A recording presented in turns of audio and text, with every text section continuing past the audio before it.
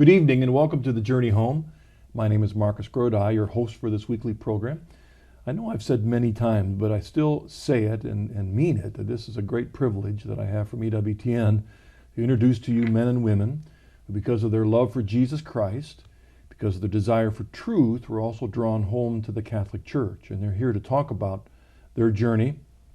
In this special edition of the Journey Home, I've invited back two friends who have been on the Journey Home before, father and son team, and they're going to talk a bit about their journey, but also, particularly tonight, they're going to focus on how God has continued to use them in their gifts to, after they've come into the church, using those gifts both to proclaim their faith in the workplace as well as to use their gifts to further the kingdom, to help with evangelization, to help with the church.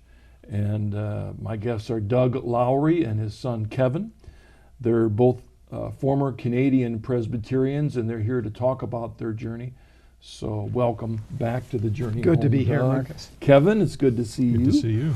And I see you more often. You're on the board for the Coming Home Network International, so I see you whenever, especially finances. That's your particular gift for us.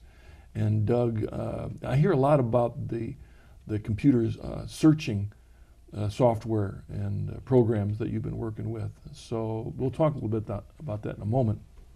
But as I normally do in the Journey Home when I have return guests, I want to remind the audience that the full stories for both Doug Lowry and Kevin Lowry are on EWTN.com. So if you want to hear the full story, you can go to the website and download the audio. But how about giving the audience a bit of a reminder of your journey? In fact, I'm not sure who wants to start first. I defer to my dad. All right. I've gone the route starting at Baptist to Presbyterian to Catholic. It's been a very long journey. I started in Central Baptist Seminary in 1959. And I guess I had a bit of a concern over unity even back then. I was disconcerted by how often we were disagreeing with one another and the ways. Now, having said that, no criticism, because I am deeply grateful for the urgency about Scripture and the fervor of these people, and some are still to this day friends. But I got into a bit of a disagreement myself with the president of the seminary. He was getting into fights with the municipality over getting a new building, and I was questioning, why are we doing this? I received what is called the left foot of fellowship. And picked myself up. I've gotten a few of those in the past, Kevin. Picked myself up from that, and I had been getting interested in the Presbyterian Church. There's a very large church, Knox Church, near the university in Toronto, Canada, and the reverence there really appealed. Long story short, became involved with the Presbyterian Church, and then I found myself back in university, finishing an undergraduate degree. Where to from here? I talked to the good people at Knox College. I did not see myself as a minister, but as a missionary. And once ordained, my wife and I went as missionaries to Nigeria. We ran into two problems there. One was mosquitoes with the malaria, and the other was the Biafran War was coming up. We got out after the coup, but before the war actually started. One of the things along the way, and I'd like to point this out, we saw the Catholic work there. It deeply impressed us, the quality of the people. An example, my wife needed to see a gynecologist.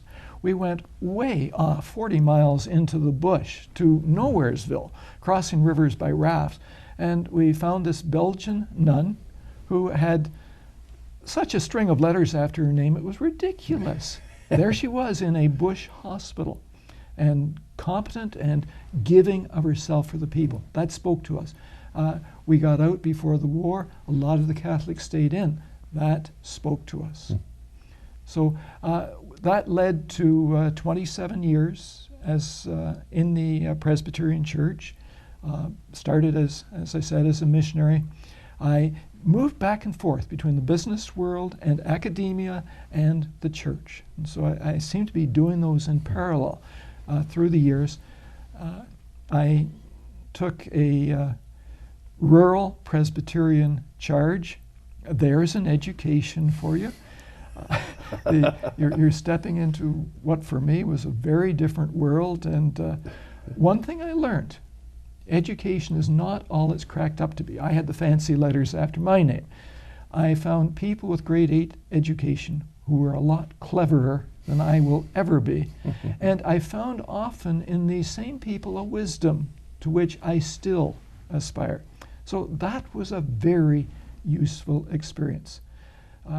Difficult, I got involved with the charismatic renewal actually quite early on, before the Duquesne weekend. Oh, okay. And but from a Presbyterian standpoint, it was difficult for the Presbyterians to handle this, because Presbyterianism, as you may know, is something of a head trip. We are the Presbyterians are the Jesuits of the non-Catholic world, and well, there's that scripture in 1 Corinthians that says, "Do not deny prophecy or speaking in tongues, but do it indecently and in order." The Presbyterians always fell on that side of the equation. For example, the Presbytery of Edmonton passed a resolution that if you're going to raise your hands, you shall not raise them higher than your shoulders. That was actually in their books. So it was a divisive force there, but I saw it in the Catholics. Two examples. One was the 1977 Charismatic Conference, 50,000 people in Arrowhead Stadium in Kansas City, about half of them Catholic. There was worship. It was phenomenal. That spoke very deeply to me.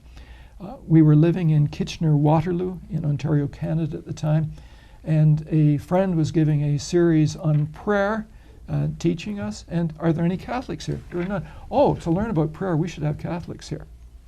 Okay. I heard of a Catholic group that was meeting in a home, charismatic. Okay, I want to see how they handle it. And lo and behold, here were people who were really fresh in their expression of their faith. They were excited about what they were learning, and they had it right. They saw it not as a wing-ding experience, but as something that enabled them to help build the church. That I could respect. So here was another contact with the Catholics. And at one point, some, let's say another Protestant denomination visited, and they were quite critical. You know, you've learned about the Spirit. Why are you staying in the Catholic Church? And I found myself leaping to their defense and spoke strongly, I guess. Not angrily, but just look at the beauty that is here. Jesus Christ is so obviously in what is happening to these people, and show respect for it. And this helped the Catholics present.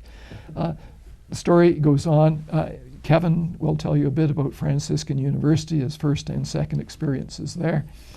And in the first experience, they wanted me to come and teach there, the letters after the name. You weren't Catholic yet? Oh, no, anything but. Yeah. And Kevin said, leaning stay at all when you got connected to Franciscan? Were you leaning Catholic? I'm going to let him tell that story. All right. Okay. I taught at Franciscan for a year, not when he first went, but in 89, 90. He invited me back. So I took a sabbatical year there. Absolutely loved it. Went to Mass daily, like a kid with his nose pressed to the window. Never partook, of course. I did a lot of magazine writing, both for New Covenant magazine, which is a Catholic magazine. I wrote for them, and I was writing at the same time for Presbyterian Record. At the end of that year, I had been in search engines starting back in '84, and I had the rights to do the religious market with Find It Bibles. So I gave 4 of those Bibles to John Paul II in the Vatican, spent a week at the Vatican, met with Archbishop, now Cardinal Foley, had a blast because I was used to denominational headquarters, and they're a political scene. This was anything but.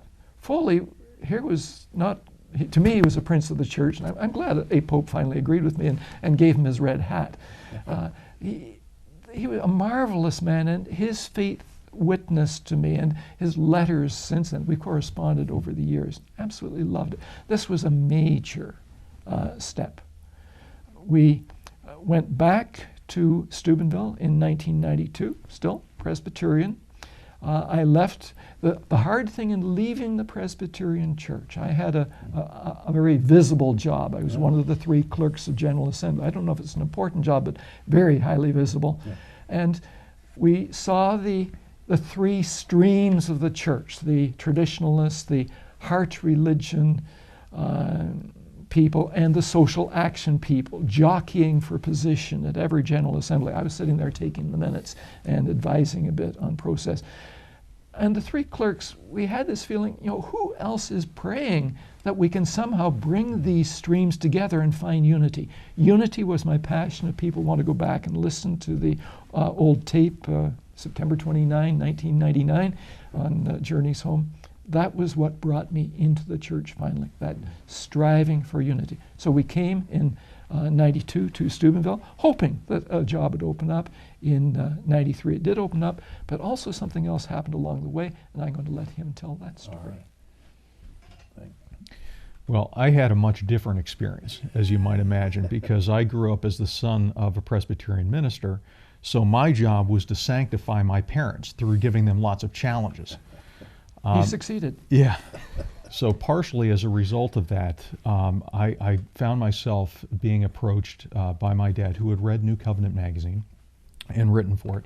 He had read an article about Franciscan University, and I was only 16 when I graduated from high school. And he said, why don't we go down and check this place out? So I said, great. Long weekend, get some time off of school. It should be a lot of fun. And we went down there, and I met some guys in a fraternity, and they went out and took me out, and we had a marvelous time, and I decided this was exactly where I wanted to go. So I did exactly that. I enrolled at the age of 16, where, of course, at that point I thought I knew everything. And I proceeded to, as my dad says, double major in beer and billiards. And I got, what did you call it, the left foot of fellowship or academic dismissal 3 semesters in. Did you have, I don't want to interrupt, but had you acquired and were you having any active faith? I never doubted the faith, but at the same time, I wanted to kind of hold it at arm's length because I wanted to have some fun. So that's why I thought a university in a different country, 7 hours away from mom and dad at age 16 was a great idea. After failing, that was really probably one of the best experiences that ever happened to me because I had to get serious about something. So I went back up to Canada, very much humiliated through the experience, and was fortunate enough, by the grace of God, to get a job with Sony. So I had a tremendous experience and ended up working at Sony for about 3.5 years and really enjoyed the experience. Grew up, gained an appreciation of the world of business, but actually had the audacity at about the age of 21 at this point to talk to the president of the company and say, I think I want your job somewhere in the long run. And it occurred to me that I really needed to go back to college and finish up my degree in order to do that. You're one of those parents that told your son you can be anything you ever want to be when you grow up. You can be president of the That's United right. States. Yes. That's right. Exactly. Well, he's disqualified from president of the United States. Well, that's true. Everything else he can have. Yeah. That's right. So, but it's interesting that you say that because part of the story is when you grow up with a father and with a mother, because obviously, my mom, she's a terrific individual. Part of what you are and what you strive for is not just, because of what they tell you, it's because of who they are. So I had a dad who I thought, at least in my early years, knew everything. His undergrad was in history, then he was a minister, and then his doctorate was in business from MIT. So, very accomplished guy, and he never really shoved education down my throat, but I always knew that it was very important. So I went back, and the only place on the planet that would touch me was Franciscan University because my grades were so bad from the first time around. So I went back, and I really worked the second time around. And the caveat when they let me back in was that my GPA needed to get up to a 2.0 after the first semester. And I never did the math, but I got a 3.85 my first semester back and just barely pulled it off. So that gives the detail of how right. bad you did. Well, exactly. I would like to report to the world this CPA failed accounting in his first yeah, round. right. Yeah, I did. I actually did. And again, it's kind of a funny story, but the guy who flunked me the first time around actually became a mentor to me later in life, and he's now the godfather of one of our kids, one of the accounting profs at Franciscan U. So it was a tremendous experience, but the second time around, I encountered something that I hadn't really bargained for, and that was that I had to take Catholic theology courses. And I had to take them and learn the content well enough to pass the course, because otherwise I wasn't going to graduate. So I went to these Catholic theology courses, and there was one in particular that absolutely rocked my world, and that was I took an ethics course that was a semester-long study on the encyclical Humanae Vitae. Now think about it from a Presbyterian standpoint. This is a complete non-issue. Yeah. It deals with artificial contraception and things like that. I hadn't even considered that it was an important thing at all. In fact, when I first went there, I have to confess, I didn't even know that Catholics had a problem with artificial contraception. So to me, it was completely foreign.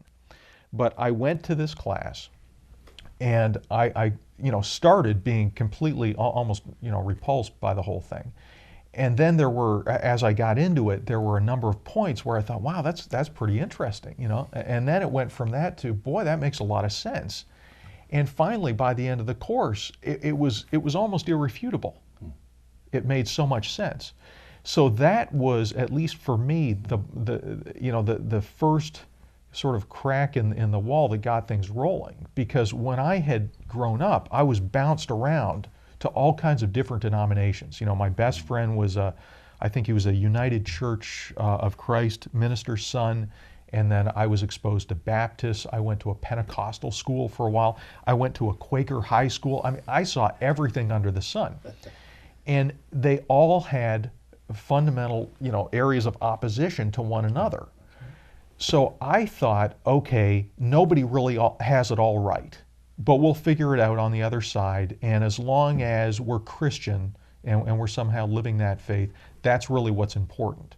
Mm-hmm. And it was, encountering Catholicism was really a very different way of thinking, because what I was used to was looking at all kinds of different issues and sort of being the arbiter of truth personally, where I would say, okay, I agree with Presbyterians on this, and I agree with Baptists on this, but it was very much what we call, cafeteria Christianity. Mm-hmm.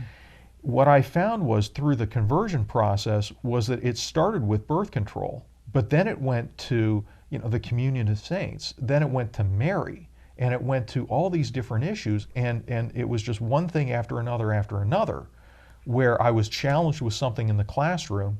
More often than not, I would call my dad and I would say, hey, what's up with this? Give me the background on this. And because of his being steeped in history, he would give me a very balanced perspective. Here's the Protestant understanding, here's the Catholic understanding, and more often than not, here's why the Catholic understanding makes a lot of sense. Mm-hmm.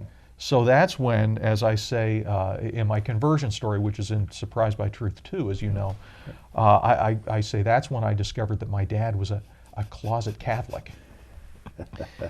So from there, it was really just a long sort of a process from sort of what I call an intellectual conversion, going through all of these different courses, to the day that I graduated from Franciscan University. I remember Father Giles, who was a Dominican, came up to me and I said, Father, this is wonderful. I'm finally graduating, and I've actually started to come to an appreciation of the Catholic faith. And I had met Scott Hahn through some of my travels, and we had listened to a tape, his first tape, Protestant Minister Becomes Catholic. And I remember we took this trip someplace and we listened to this tape together. And at the end, my dad turned to me and he said, I can't really argue with anything this guy's saying. So I saw Father Giles on my graduation day, and I said, Father, I told him this story, and I said, I've met this guy. He, like my dad, he's a Presbyterian minister, but I just met him recently, and he did the darndest thing. He handed me a rosary, and I've started praying this rosary. And Father Giles just looked at me and he said, "Oh, you're a goner." So I had this very long intellectual conversion. Once I started praying the rosary, I think that was really the spiritual conversion, and it took a matter of weeks where I wanted nothing more than to become Catholic. Mm-hmm. I certainly know that both your wives are Catholic now, right? But I can't remember where they were in your journey. Did they come in both with you? Did you meet her afterwards? Where was Marg in the process? Marg and I followed exactly the same path. She started Baptist, and I was Baptist. She started attending Knox Church, and that was about the time we met, and I was heading the same direction. We were married in '63, and I was ordained in the Presbyterian Church 5/5/65. So we were together in that. In moving towards the Catholic Church, for her, it was a sense of the real presence of God. For me, it was unity. For both, Mary was something of a problem. I think we've not totally made the cultural change even now, but we found we moved together. That was the point. And I deliberately held back a bit after moving to Steubenville, 92, early 93, until God showed that it's the right time. And Kevin's part of that story as well. Yeah. Do you want to pick that on? That's right. My wife Kathy and I actually converted first. And it was very interesting because that ethics course that I took, my future wife was in as well. So my girlfriend at that time, of course, we were passing notes half of the class, but we both had to learn. Was that ethical? Yeah, I don't know. But we both had to learn that material. And what we found was that originally we had both discussed, possible marriage down the road, kids, all that other sort of thing. And we both regarded children as economic liabilities. And so it was quite a transition for us, where we saw not only were we coming around on the issue of artificial contraception, simultaneously our appreciation of the value of children started coming around. So we got married and we started having kids, and in fact we had our first 3 kids in 2 years and 8 months. And we weren't even Catholic until after the second one. But my wife initially was very reticent about the whole subject. She had gone to Franciscan. She had gone through some of the same experiences, but she was really kind of held back, and in fact only agreed to go through RCIA with me based on what she thought was going to be her aha moment, where she could save me from the dead church. So she agreed to come go through the program. And the funny thing is, at the end, come Easter, because we converted Easter of '92, she wanted to become Catholic more than me. Mm-hmm. So it was really a beautiful thing. And of course, the punchline on this whole thing is we now have 8 children. And so God really affected us in a very practical way as a result of these beliefs changing. And then my dad and my mom came in the following February. We had been taking the RCIA in parallel. We in Toronto, Canada, he in North Royalton, Ohio. I was preaching every Sunday in the Presbyterian Church while going through RCIA, by the way. Oh, I thought it was hysterical because, Were you sharing the good stuff with them? In part. While you had that I was not waving a Catholic flag, right. I assure you. But when I did finally head towards the United States, I told the principal clerk, the 3 of us worked together, I told him, I'm going to switch my lines to the most reformed and reforming church in Steubenville, which happens to be the Catholic Church. And he said, do that quietly. You know, I will never forget, after I converted, going up and visiting my parents, who were still living in Toronto at the time, and going to Mass with my dad and finding out that he was going to Mass 6 days a week and then preaching in the Presbyterian church on Sunday. I just thought that was tremendous. It wasn't God's timing for us to come in. I was still the clerk of assembly, and I mean literally, it sounds arrogant, it's not. It's just the sense that there've got to be some people who pray for the unity of the Presbyterian church. And I felt like I was abandoning a responsibility. That for me was the sticking point. Well, that comes up a lot, in our work in the Coming Home Network International. You both know what we do is help Protestant ministers who are already being led to the church. We're not going out trying to convert them, but we stand beside them. And I will say often that is a struggle, because they may be convinced in their heart to come home to the church, but wait a second, hasn't God placed me here as a witness to the fullness? And so, I know one guest I've had in the program, Tom Reeves, who was an Anglican, had written a book about why you should stay in the Anglican church, and then he converted to the Catholic church. There's that really struggle, because you have to discern where God's calling you. Now, after the break, we're going to talk about your work, what God has been using your gifts for. But before we take a break, I want to ask you a quick question that I hadn't told you I was going to ask at all, because it just comes up as I think about it. Father and son, grandfather and father.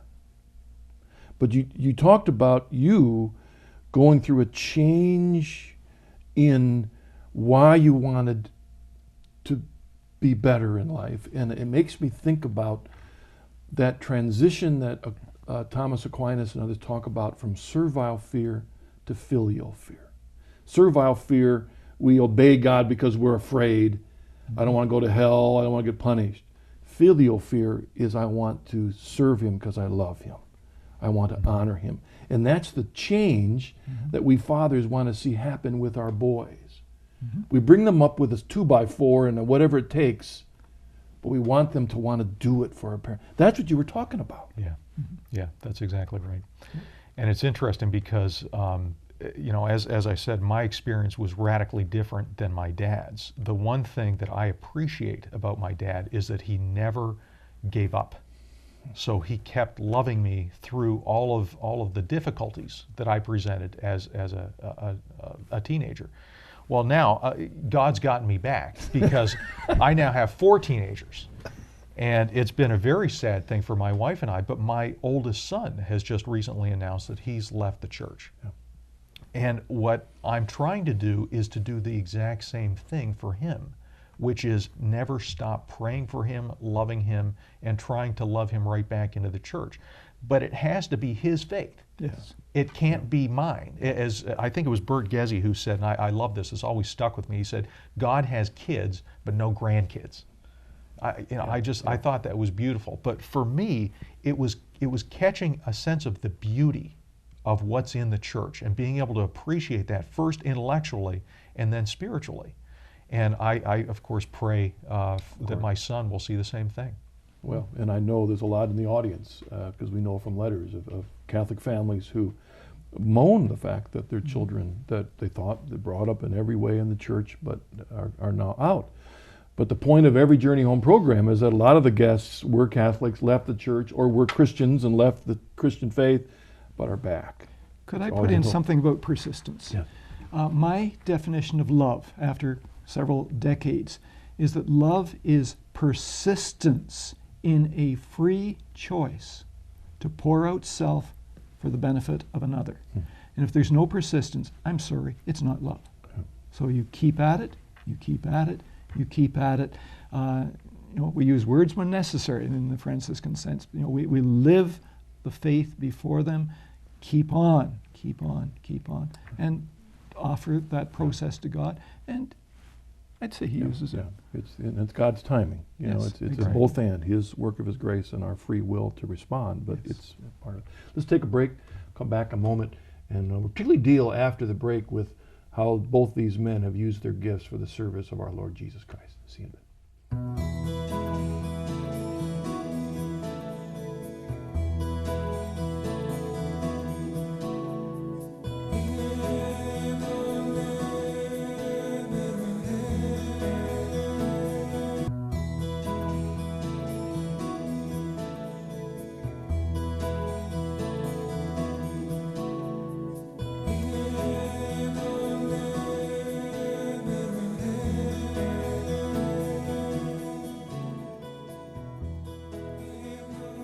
Welcome back to the Journey Home. Our guests for tonight are father and son, Doug Lowry and Kevin Lowry, and they've just summarized your journey. And I appreciate you both talking about father and son, grandfather and father and sons, because that's always an issue for us on the journey. Not as you and Mark came in together, Marilyn and I came in together, but it's not always the case. People coming in, and sometimes the sons don't go with the journey. He jumped you, but that's not always the case. But another issue that often comes up with people looking at coming home to the Catholic Church, especially when you come from such different backgrounds that don't have a different polity, a different understanding of what God does in our lives, the question comes up, what am I going to do when I become Catholic? Especially for clergy, sons of clergy. What are you going to do? Will there be opportunities for me once I come into the church? And I really, both of you, and all three of us, God has been more than generous, providing ways to serve Him. But I think in both your cases, particularly in unique ways, God has used you. Let's start with you, Doug. I've followed your ministry over the years, and I really feel for the clergy who are faced with a financial wall by coming into the Catholic Church. I was spoiled. I was qualified. I had taught at universities in the past, and I could simply carry on that in a Catholic setting. So we moved, still Presbyterian, to Steubenville in summer of '92 on spec that a job might show up. And sure enough, a job did show up a year later. My person who hired me, Dr. Don Kissinger, headed up the business department at Franciscan. He was urging me to hurry up before the quota for Presbyterian ministers was full at the university. And by the time I actually started teaching there in August of '93, I was Catholic. Mark and I both were.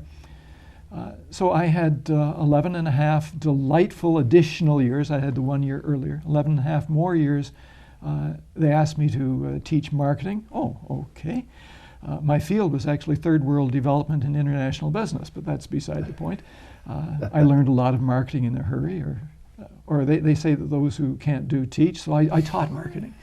And part of my job, to my sense, was just loving my students, helping them prepare for life, and lo and behold, some of them report they actually learned some marketing out of that. And I'm very pleased and flattered that that happened, but I truly enjoyed it. The reason was simple. As a Presbyterian, they looked to the minister to somehow get faith into the students. I couldn't do that. Here at the university, these kids came, and I saw the faith in them, and I was simply encouraging their faith and trying to help them apply it to life. And so I was writing in the Troubadour for them. I was talking about all kinds of issues in class. They never knew what a class was going to be like. I varied it a great deal. Again, with the theme of preparation for all of life, not simply the nuts and bolts of marketing. But I want to ask a question. I'm jumping ahead of you a little bit, Kevin, when you talk about that, but maybe where you're going at. You both have Presbyterian background. Of course, you have Baptist and Quaker and all that stuff that lampreyed onto you in the process. But what would you say is a significant difference between way we as Catholics, the Catholic Church looks at marketing versus Presbyterian Calvinist? Dignity of the human person comes very much into play.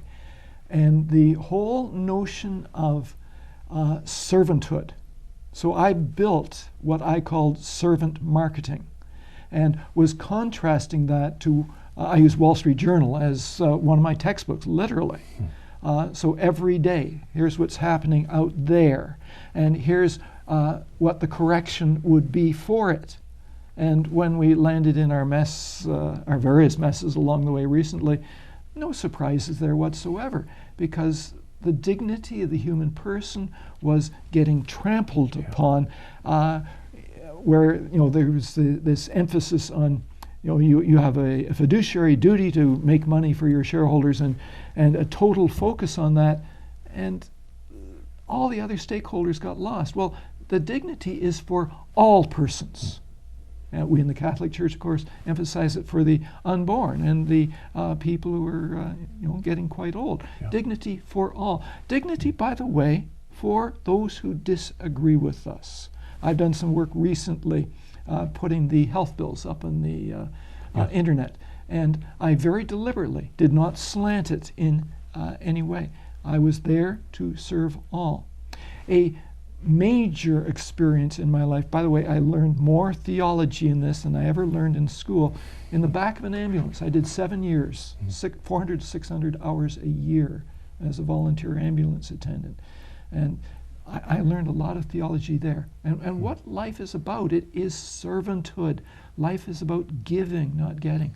And that got really drilled into me, because when we arrived at an ambulance scene, I didn't check the person's political persuasion. I was there to serve. Yeah. And or their pocketbook. Exactly, no biopsy of the pocketbook.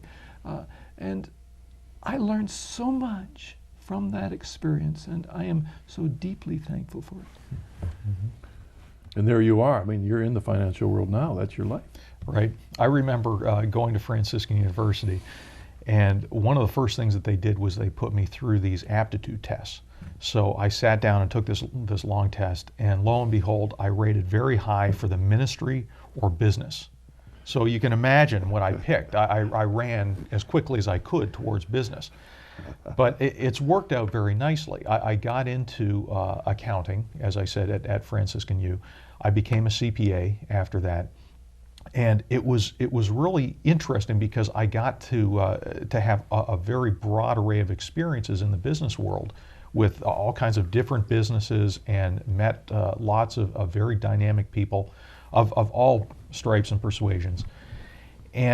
But found that the skills that were picked up through that were very useful.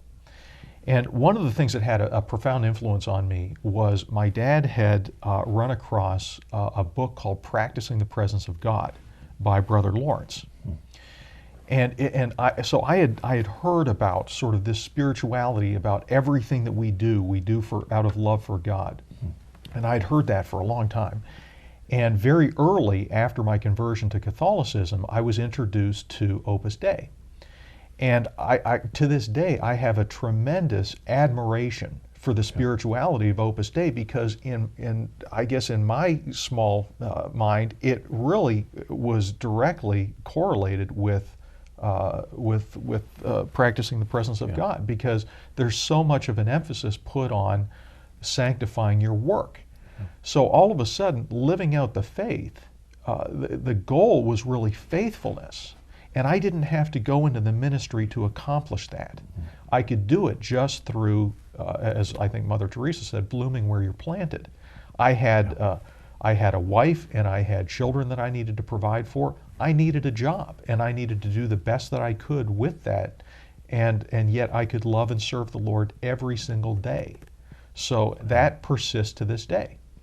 I was thinking about when you were describing earlier your experience growing up, where you went to this Baptist school or this Pentecostal school or this Quaker school, and as you're trying to decide which of these Presbyterian, which of these are true, in the end it was you trying to decide which was true. Right. And I was thinking that at any given moment, each of us only has the data that we've received, either through our eyes or our ears or our fingers. That's it, right?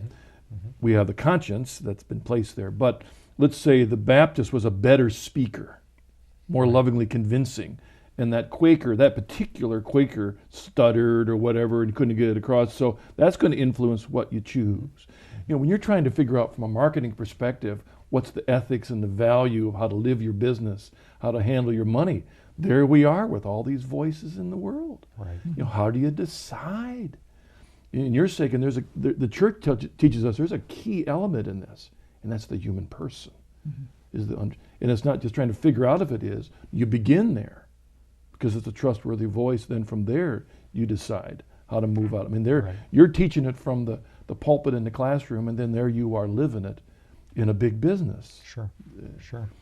Yeah, it's interesting because, again, it goes to that way of thinking. It's almost a way, I don't remember a lot of the technical things that I learned at Franciscan University. The value to me was learning a way of thinking so that I then used to approach business situations. And it really does center on the dignity of the human person. Now, that doesn't mean that you never make hard decisions, that you never fire somebody, for example, or that you never go through difficulties and have to discipline folks or anything like that. But there's just a difference in the way that you approach it that I would like to think, if it's properly done, helps to sanctify what you're doing and has a profound influence, I would like to think, on the outcome. Another thing which we shared from our background as Presbyterians to Catholics is the idea of servant leadership. I always taught that. We still believe that as Catholics. How about talking about that even more so from a Catholic perspective, how that's another key element of understanding business and marketing?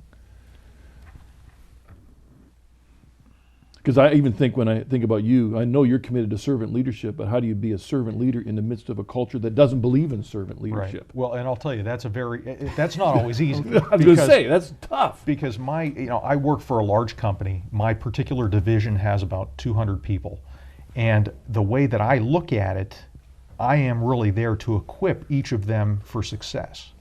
Now, of course, I don't do it perfectly. Just because I'm Catholic and I have this way of thinking doesn't mean that my execution is always good. Right. But nonetheless, there's at least a striving for doing the right thing for all of those people and trying to set them up for success. Mm-hmm. Yeah. But it's interesting also how there are things that the faith does for you in a very practical way, again, that you wouldn't normally think of. For example, we've all run into difficulties with relationships in the workplace. Right. And the workplace is a wonderful place to exercise your faith because there's all these different challenges and obstacles that you come across every day.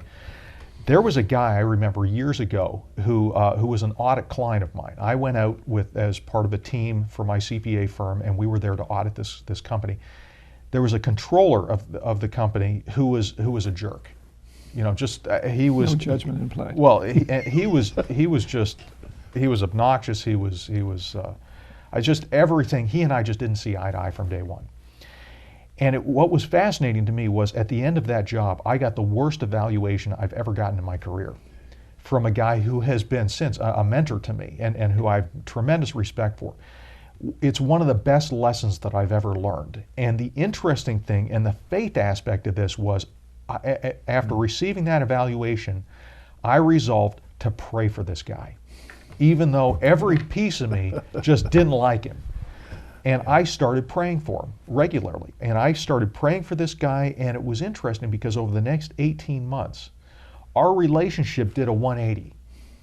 And what did it, and this is another fascinating element to me, but what did it was difficulties.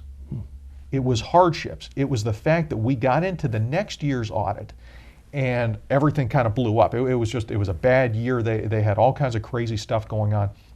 And this guy and I had to work very closely together. And through all of these difficulties, we actually came to a mutual respect.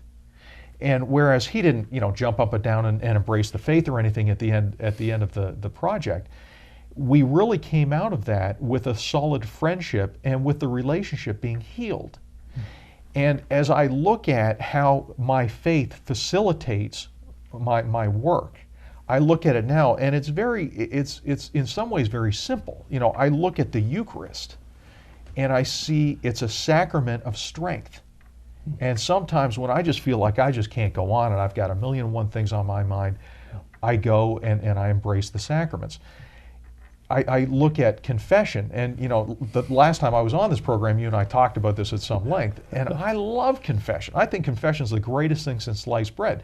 I go to confession, and to me it's a sacrament of healing, because not only are there objective spiritual benefits, I really think that there are emotional benefits, because it's so much different than going back to my room at the end of the day and sort of saying, okay, God, please forgive me for my sins. Mm-hmm. You go in front of a person who's talking to you audibly.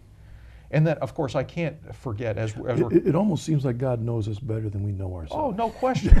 No question. He knows what we need. That's why we needed a person there, not just ourselves. That's right. Yeah. And the other one that's, in my view, very underestimated is marriage, which is a sacrament. Now, my wife, of course, jestingly every now and again will say, well, the Holy Spirit speaks through your wife. and I'll laugh. But more often than not, she's right in so many ways. She ministers to me. And it's a wonderful thing because we've always got those sacraments, which are something, again, I didn't even know what the word meant prior to going to Franciscan University. The graces that God gives us. Absolutely. I want to make sure, because we've got so much that the three of us could say, I want to make sure that I want to talk also, I'm going to divert this a little bit, because you are really doing a neat thing with your computer stuff. And I think that you had mentioned earlier search engine in passing, and I'm thinking there are people out there wondering, what is he talking about? Search engine, a steam engine with a light on the front. What is the search engine, and particularly how does that serve our Lord Jesus Christ? I started computer programming in 1964. 64? Did they have computers back then? They had just moved Abacuses, right? They had just moved from the unit record, the old punch cards. Yep. Actually, punch cards were still being used. That's what I learned in 70 Right, in the yes. punch cards. Right? And I was programming on an IBM 1440, which was a small IBM 1401, which was the ultimate machine. My 1440 had, somebody made a guess, 8,000 characters? No, mine had 4,096 characters, and that was all the memory. So I've been messing with computers over the years. In 1984, I discovered one of the gifts of the Holy Spirit that Paul neglected to mention, that is computerized indexing. I was led into this field, and for months I was reaching out of the shower to scribble, or writing in the dark and trying not to wake up my wife. I was given ideas on how to build a search engine. And it became Find It, and it was commercial. The company itself, Retico, I started in '84. Early '85, we hired teams of engineers who implemented it, and it was out there. All the companies that started with search, it began to get it underway in 1985. All of those companies disappeared. The CD-ROM drives were a big problem, and educating people into them. CD-ROM drives cost $1,200 to $1,500 each back then, and they were one-time speed. So it was, and you're having to educate people that we can take all the address of every house in Canada and its phone number and demographics of that street and put it on one single 12 grams of plastic, and you can do that. People couldn't, so we had to educate them into it. And that was an uphill process. Out of that process, I got the religious rights, and so I was selling computerized Bibles literally all over the world. And that's what got my audience with John Paul, and the chance to give him these 4 of my computerized Bibles. I kept on, I kept that up, selling the Bibles even while I was teaching at Franciscan. Finally I had to give it up because I had too much work to do with my students. But kept on thinking about it and about the whole process of search and how to improve it.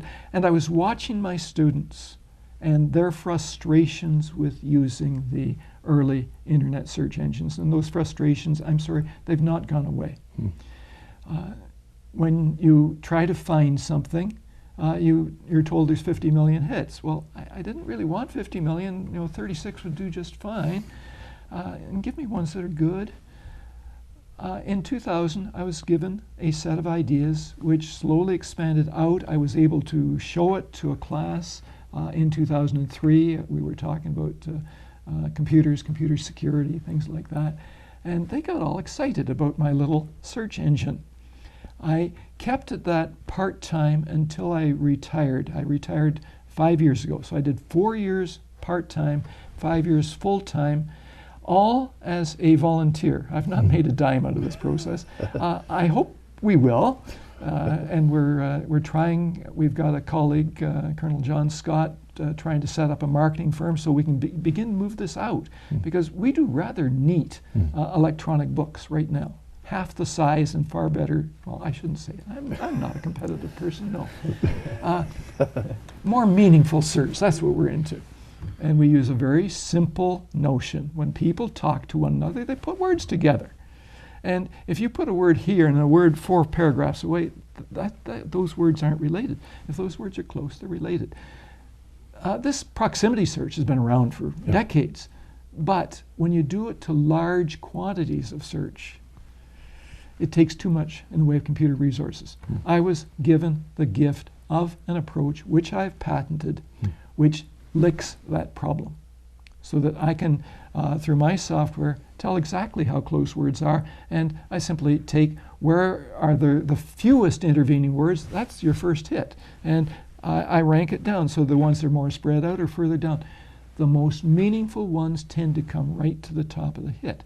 This is all God's gift, and the process has been twofold. It has been a giving of myself to God at every step.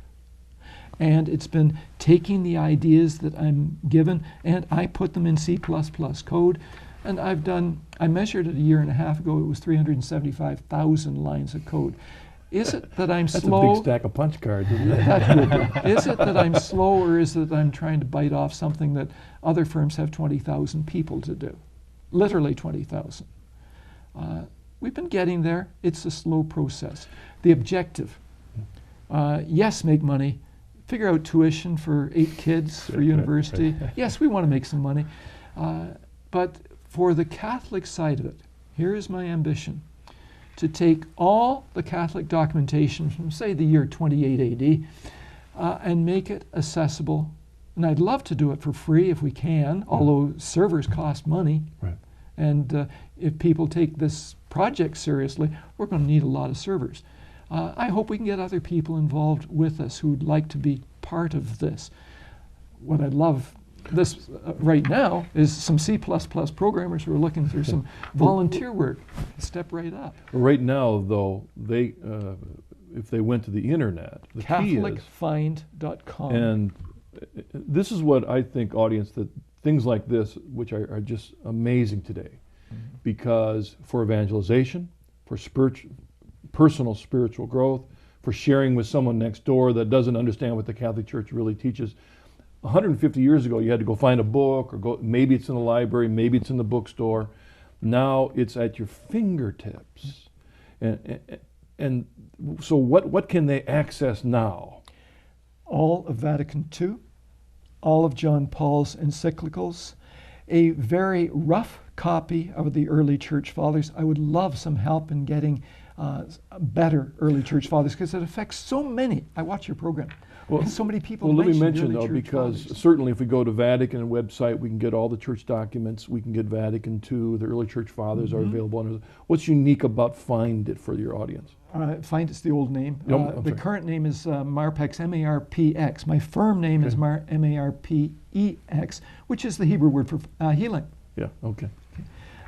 If they go to Catholic Find, they will see these documents, and let's say you put in and that they may be one. Here's which documents it appears in and how far apart.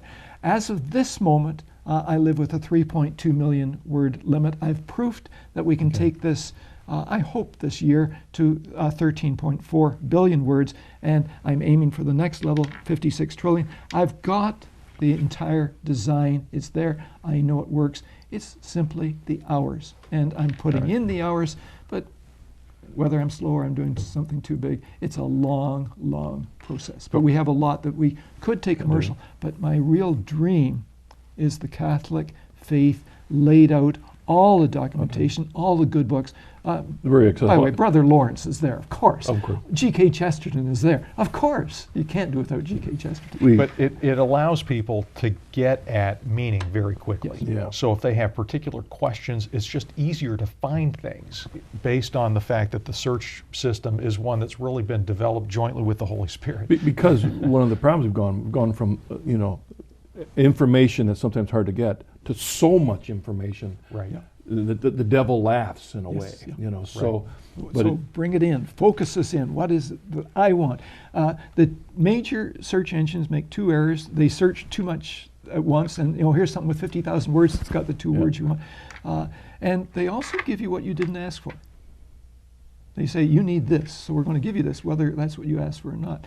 I am rigorously saying, that's what you asked for. This is what you get. All right, Doug. Both of you, your lives have proven that if you offer your lives to the Lord, He'll give you opportunities to serve Him. Thank you both. God bless you both for joining us on the journey home. And all of you at home, thank you so much. It's always been a pleasure to be with you. Look forward to being with you next week. Let's listen to their models and seek to follow our Lord every moment of the day. God bless.